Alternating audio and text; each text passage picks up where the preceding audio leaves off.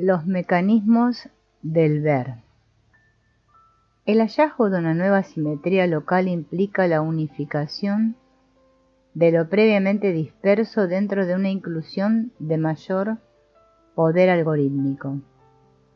Una de las leyes sintérgicas asociadas con este incremento inclusivo es que desde el nuevo punto de referencia se tiene la capacidad de modificar cualquier elemento del procesamiento que le dio lugar. Muchas veces el logro de una nueva inclusión implica el descubrimiento de algún nuevo hecho que sirve como pivote para la nueva concepción de mayor capacidad de unificación. Es precisamente la detección de nuevas simetrías locales lo que denomino ver. Un buen ejemplo de lo anterior son los resultados experimentales y la concepción teórica subyacente a una investigación que me gustaría comentar. Con el objeto de demostrar que la fuerza gravitacional se altera con la actividad cerebral, diseñamos el siguiente experimento. Sujetos entrenados en introspección meditan en el interior de una cámara silente, blindada y adaptada para amortiguar vibraciones, mientras su actividad electroencefalográfica es registrada desde una cámara adyacente. Junto a la cabeza de los sujetos se coloca un transductor hipersensible a cambios en el peso de una pequeña pesa que cuelga del mismo. Uno de los canales de registro poligráfico son las señales de alteraciones de peso registradas con el transductor. Cada vez que una alteración es detectada, se le informa al sujeto a través de un sistema de retroalimentación que consiste en una serie de destellos luminosos. El sujeto debe encontrar la clave para hacer que la luz se mantenga. Los resultados hasta la fecha obtenidos indican que existen cambios francos de peso asociados con alteraciones de la actividad electroencefalográfica de los sujetos. La teoría sintérgica había postulado que deberían esperarse tales cambios en la fuerza gravitacional, por lo que el resultado obtenido apoya la teoría. Sin embargo, lo más extraordinario del experimento, al que he bautizado como retroalimentación gravitacional, es el estado de conciencia que el sujeto debe alcanzar para que el cambio gravitacional ocurra. Quizás la mejor descripción de este estado de conciencia está incluido en las palabras de uno de los sujetos. Siento que me dan la luz cuando algo en mí se aclara. Multitud de imágenes y recuerdos vienen y no es sino hasta que lo que es común a todos ellos aparece clara a mi conciencia que recibo la luz. Es como si empezara a ver todo desde las alturas, desde un lugar en el que ya no hay detalles sino unificación.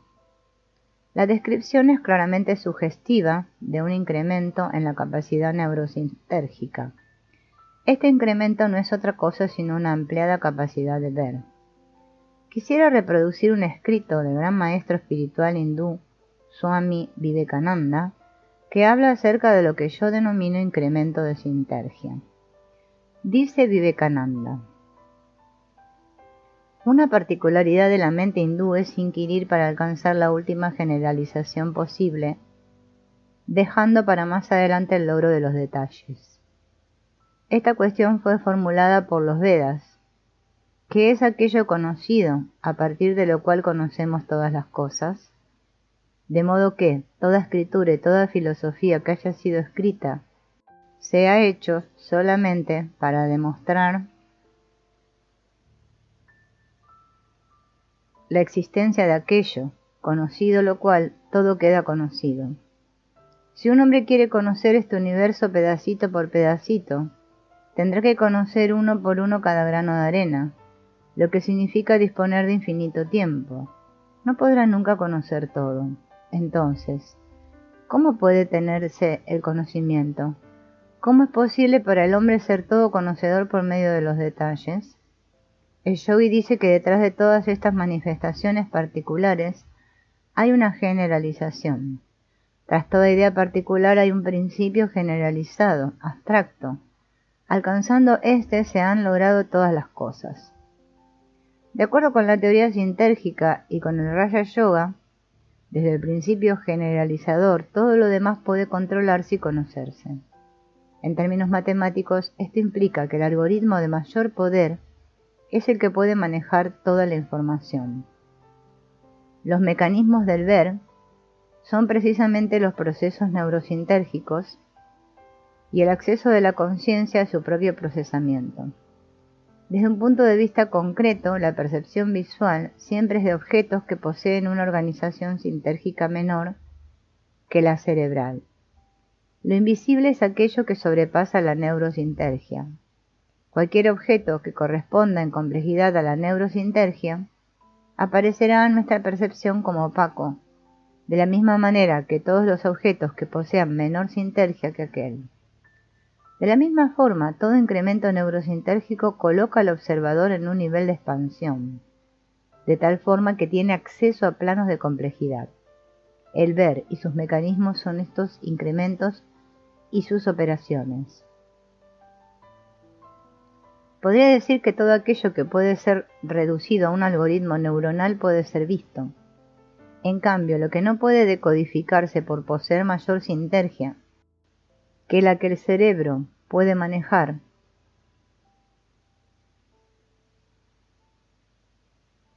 permanece invisible hasta que el desarrollo incremente la neurosintergia, hasta hacerla llegar a la posibilidad de manejo algorítmico adecuado. Por otro lado, toda organización posee propiedades sinergistas. La resultante final de cualquier organización es siempre distante en cualidad y características a las de los elementos que la forman. Los elementos no pueden experimentar la resultante sinérgica, pero se ven afectados por ella. Existen muchos niveles sinérgicos, cada uno de ellos más inclusivo y cercano a la unidad. Ver es de alguna manera tener acceso desde este último nivel sinérgico, en el que se encuentra la conciencia, a los niveles previos. Ver es también conocer un nivel sinérgico más complejo y unificado, a través de las consecuencias que ese nivel evoca sobre el observador, colocado en un nivel menos unificado. Para un cerebro vivo, la experiencia resulta de todo el conjunto de interacciones entre los elementos neuronales que lo forman. La resultante sinérgica afecta a cada uno de los elementos y determina su conducta.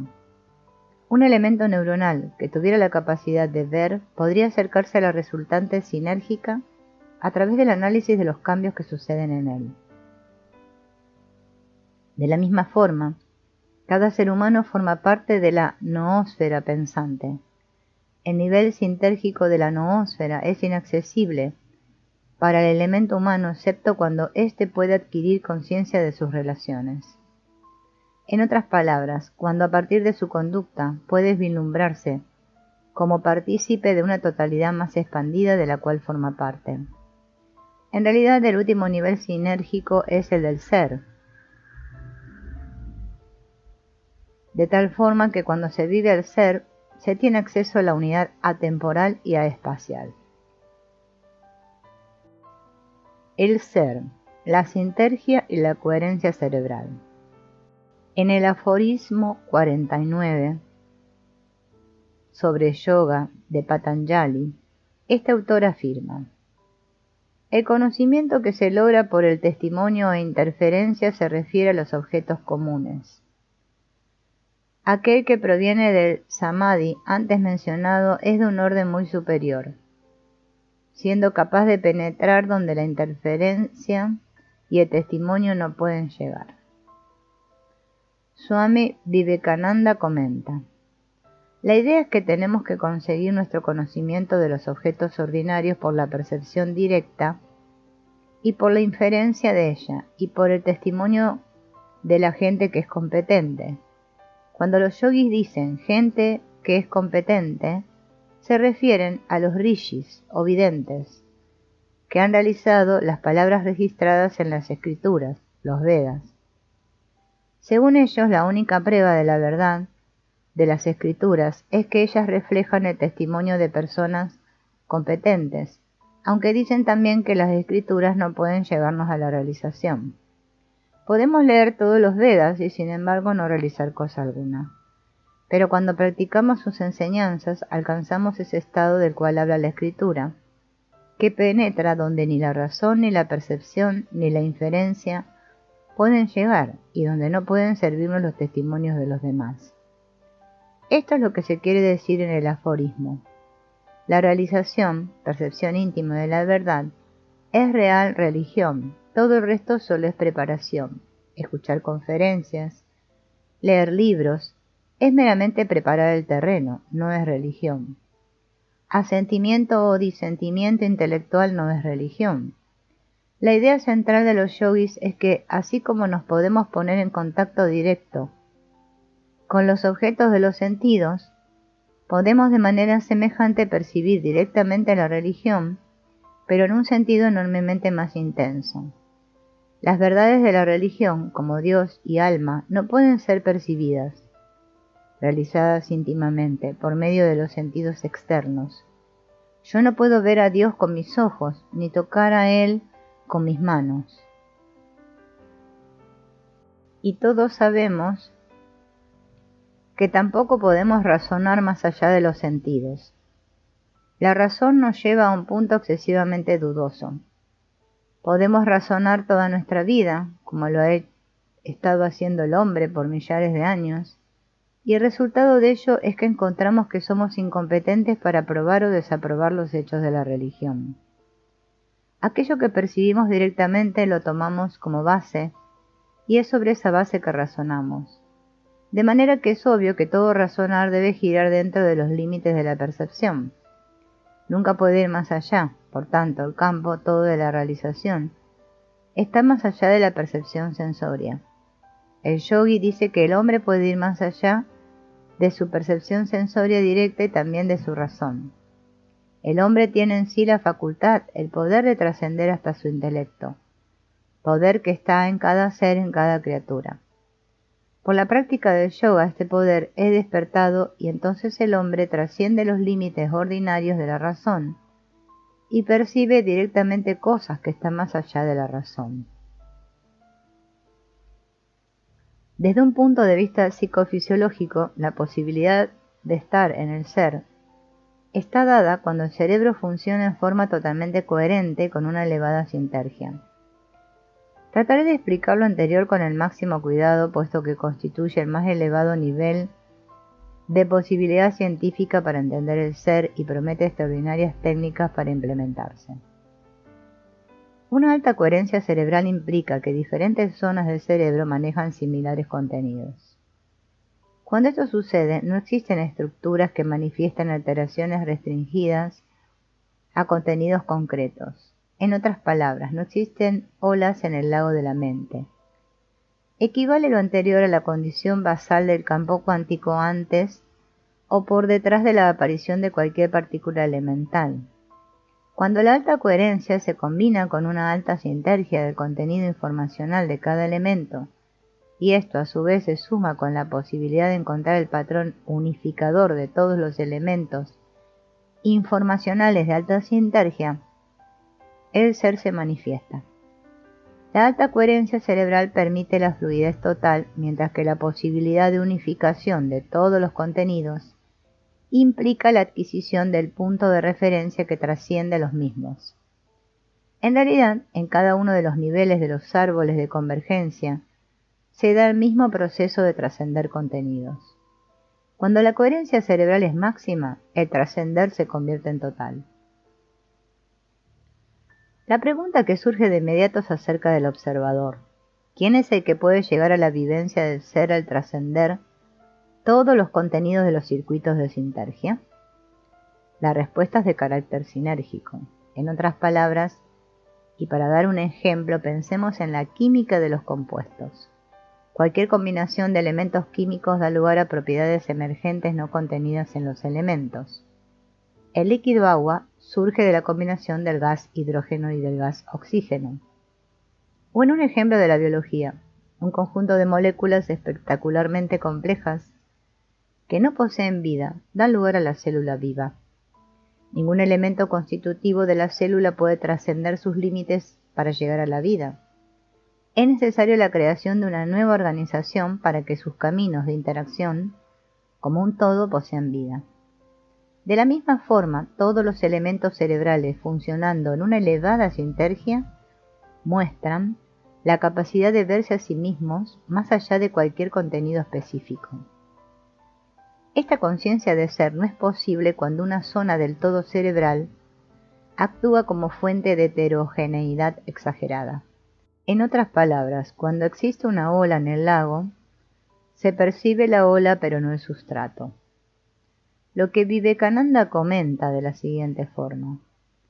Hemos visto en el aforismo anterior que la única manera de alcanzar el estado supraconsciente es la concentración, y también hemos visto que lo que obstaculiza a la mente para lograr la concentración son los pasados samskaras, impresiones pasadas. Todos vosotros habéis podido observar que cuando estáis tratando de concentrar vuestra mente, vuestros pensamientos vagabundean. Cuando estáis tratando de pensar en Dios, ese es el momento justo en que aparecen esos samskaras. En otros momentos no son tan activos, pero cuando vosotros no lo queréis, estad seguros de que allí estarán haciendo el máximo de esfuerzo para poblar vuestras mentes. ¿Por qué es eso así? ¿Por qué tienen que ser ellos mucho más potentes en los momentos de concentración? Es porque los estáis reprimiendo y reaccionan con toda su fuerza. En otros momentos no reaccionan. ¿Cuán innumerables deben ser esas viejas impresiones del pasado, todas alojadas en algún lugar del chitta, listas, esperando como tigres para saltar? Estas deben ser suprimidas para que la única idea que nosotros queremos pueda levantarse, con exclusión de todas las otras. En cambio, todas ellas están luchando para ascender al mismo tiempo. Esos son los diferentes poderes que tienen los samskaras para obstaculizar la concentración de la mente. De modo que el samadhi, que ha sido expuesto, es el mejor para ser practicado en razón de su poder en suprimir los samskaras. El samskara que pueda alzarse con esta clase de concentración será tan poderoso que impedirá la acción de los otros y los tendrá sofocados. Sin lugar a dudas, la resultante de este proceso es la vivencia del ser. Patanjali menciona un estado aún más trascendente.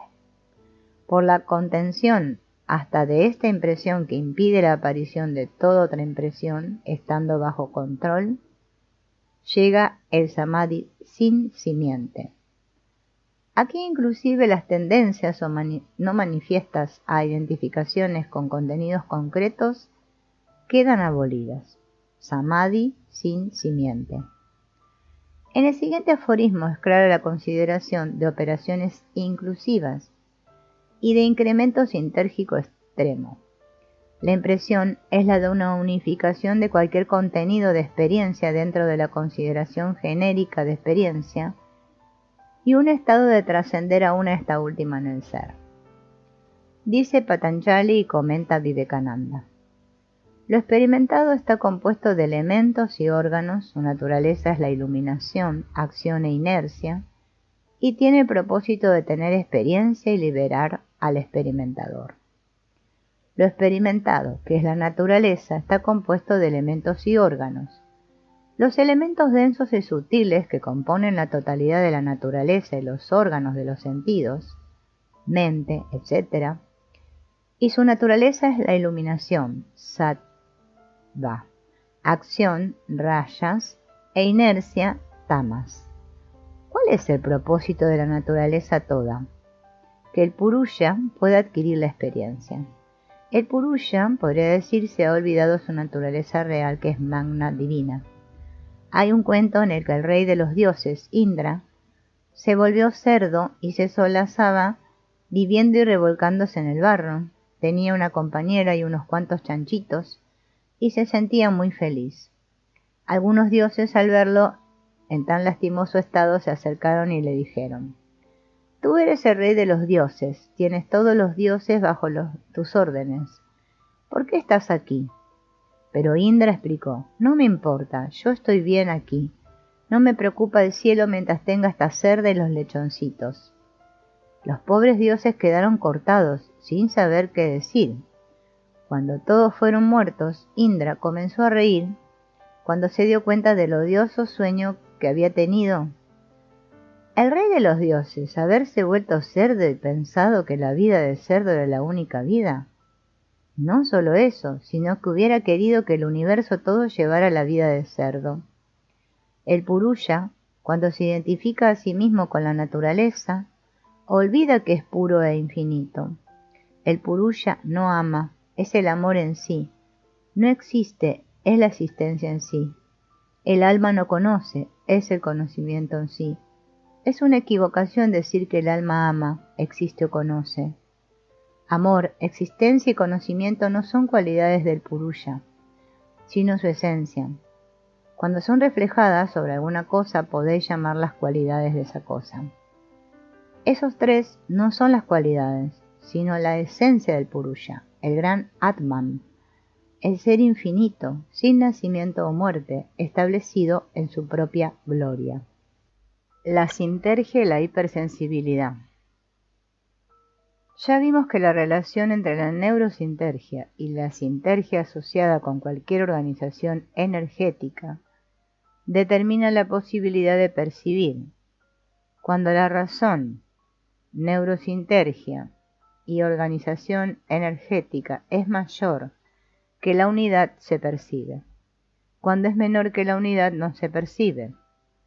El espacio aparece como invisible y transparente porque su complejidad sobrepasa la de la neurosintergia.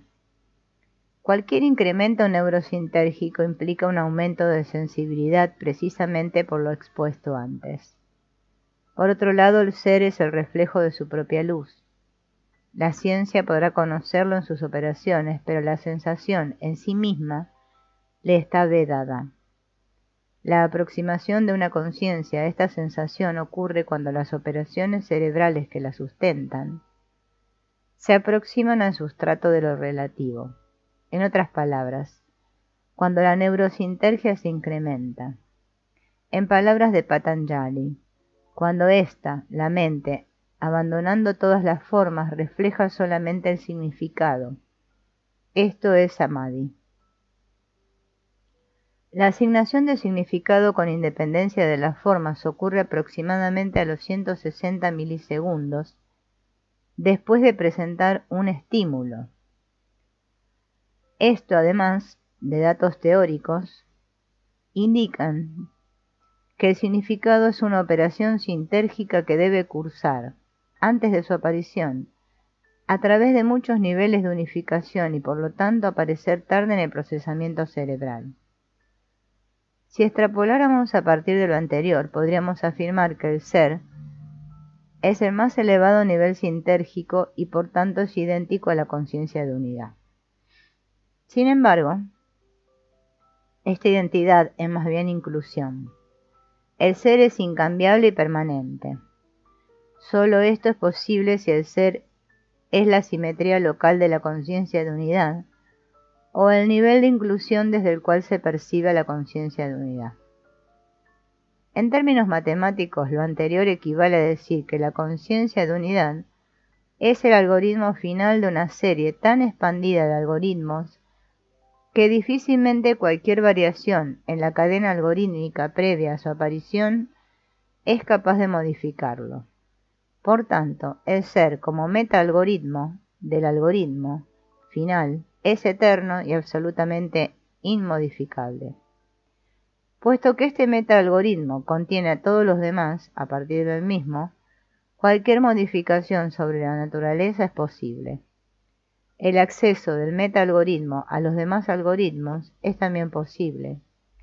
Esto permite que la conciencia pueda recorrer todo su procesamiento a partir de, inclusive, la organización energética del espacio. Allí se obtiene todo el conocimiento esencial acerca de la estructura de la naturaleza. A partir de tal experiencia, el ser es capaz de diferenciar la resultante final de cualquier procesamiento, una imagen visual, por ejemplo, del procesamiento mismo. Se tiene así discernimiento entre la forma y el significado de cualquier evento. En las palabras de Patanjali, Dharma es mantener la mente sobre algún objeto particular. Un ininterrumpido fluir de conocimiento de ese objeto es dhyana. Cuando la mente, abandonando todas las formas, refleja solamente el significado, esto es samadhi. Estos tres, Dharma, Dhyana y Samadhi, con relación a un objeto, es Samyama. El acceso al procesamiento, o en otras palabras, la asignación de significado, es la base de cualquier conocimiento real y por tanto objetivo de cualquier objeto, evento, etc. El conocimiento objetivo, después de ser vislumbrado por el ser, es abandonado para solamente experimentar el sí mismo inclusor del yo. La hipersensibilidad que acompaña cualquier incremento neurosintérgico es precisamente el rescate del ser trascendiendo todas sus manifestaciones.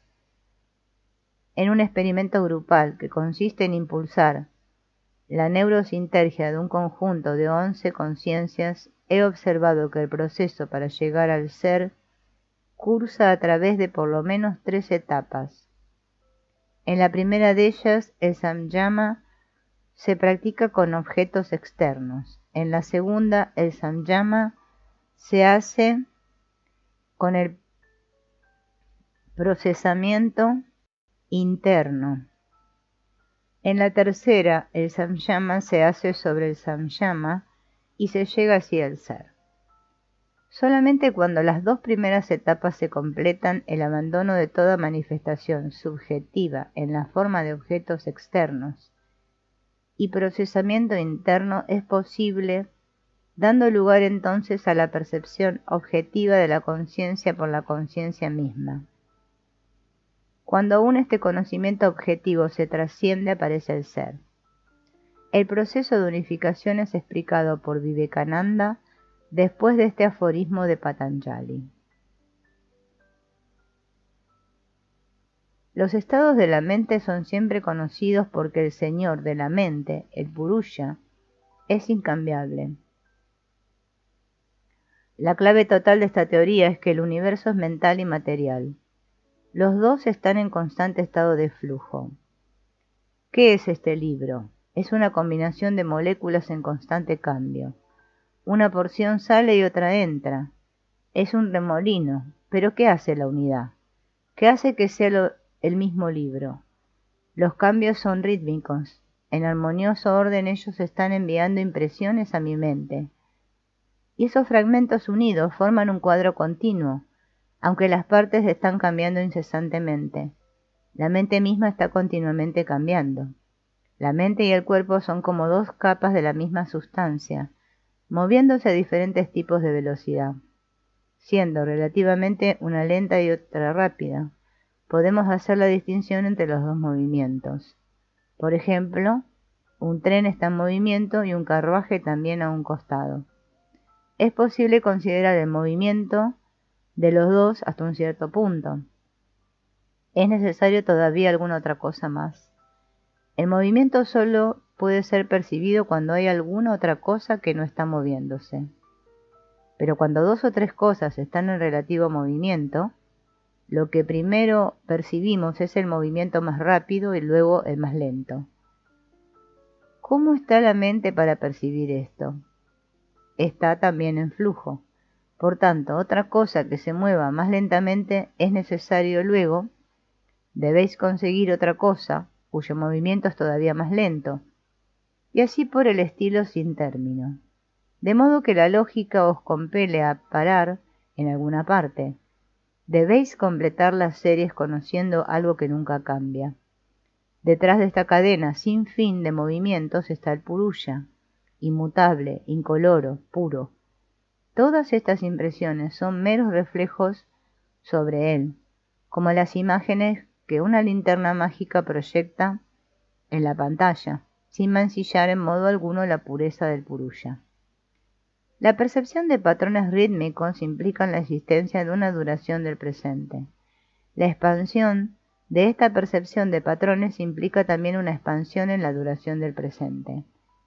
Los procesos de unificación de cualquier nivel concluyen con la asignación de un algoritmo al patrón rítmico. El proceso es reductivo de detalles y amplificador en poder de abstracción. Puesto que el ser es el meta-algoritmo, unifica en su vivencia al todo y por tanto se vuelve independiente de la naturaleza. Esta independencia explica lo que antes describía acerca de las experiencias de Carlos Castaneda y de Don Juan. En otras palabras, la capacidad de crear un doble y la experiencia de omnipresencia. El ser, Purusha, en la terminología sánscrita, es independiente de la naturaleza. Los siguientes aforismos de Patanjali, con sus respectivos comentarios de Vivekananda, expresan claramente lo anterior. Siendo un objeto, la mente no tiene luz propia. Tremendo poder es manifestado en todas partes por la naturaleza, pero esto no tiene luz propia ni es esencialmente inteligente. El Purusha es el único que posee luz propia y da su luz a todas las cosas. El poder del Purusha es el que penetra a través de toda materia y energía, siendo incapaz de conocer los dos al mismo tiempo. Si la mente tuviera luz propia, sería capaz de conocerse a sí misma y sus objetos al mismo tiempo, lo cual no puede. Cuando percibe el objeto no se puede reflejar sobre sí misma. Por tanto, el Purusha es autoluminoso y la mente no lo es. Suponiendo que hubiere otra mente conocedora, no habría término a esta suposición y el resultado sería confundir la memoria. Supongamos que hubiere otra mente que conoce la mente ordinaria. Entonces tendría que haber otra mente todavía para conocer a la primera. Y así no se terminaría nunca. Habría confusión de la memoria y no habría donde almacenar esta. La esencia del conocimiento, el Purusha, siendo incambiable, cuando la mente toma su forma se vuelve consciente. Patanjali dice esto para hacer más claro que el conocimiento no es una cualidad del Purusha. Cuando la mente se acerca al Purusha, es reflejado, por decirlo así, sobre la mente, y la mente durante ese tiempo se vuelve conocedora y aparece como siendo ella misma el Purusha. Coloreada por el veedor y lo visto, la mente es capaz de comprender todas las cosas. A un lado de la mente, el mundo externo, lo visto, está siendo reflejado, y en el otro lado, el veedor está siendo reflejado.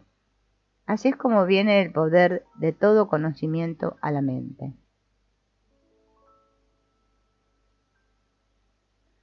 La mente, aunque veteada por innumerables deseos, actúa por otro, el Purusha, porque ella actúa en combinación. La mente es un compuesto de varias cosas y por eso no puede actuar por sí misma. Toda cosa que es una combinación en este mundo tiene algún objeto que causa esa combinación, alguna tercera cosa por la cual ésta continúa. Por eso esta combinación de la mente es causada por el Purusha.